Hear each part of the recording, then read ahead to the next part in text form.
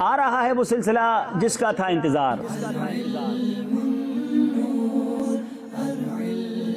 एक मुकाबले की फजा और जीतने की जुस्तजू।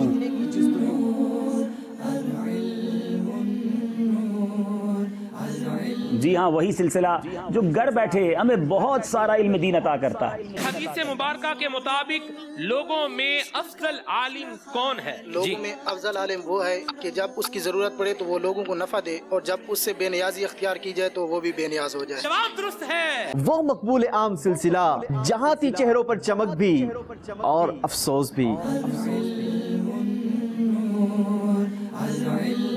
वही सिलसिला जिसमें कभी तो हम इश्क़ रसूल में आंसू बहाते हैं, कभी खौफे खुदा से लरसते हैं, और कभी मुस्कुराहटों का तबादला होता है। बेगुमा शम्अ नबुव्वत के हैं आईना चार, यानी उस्मा, उमर, हैदर, अकबर, सिद्दीक। जवाब दुरुस्त दे दिया है।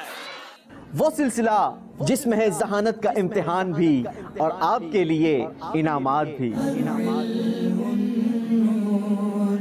जिसमें बहुत सारे सवालात और नित नए जवाबात, दिलचस्प अंदाज और खूबसूरत बातें। ए खिजर, बैल बजाई है पहले इस्लामाबाद वालों ने, तो हुसैनी हसनी क्यों ना वहीउद्दीन हो।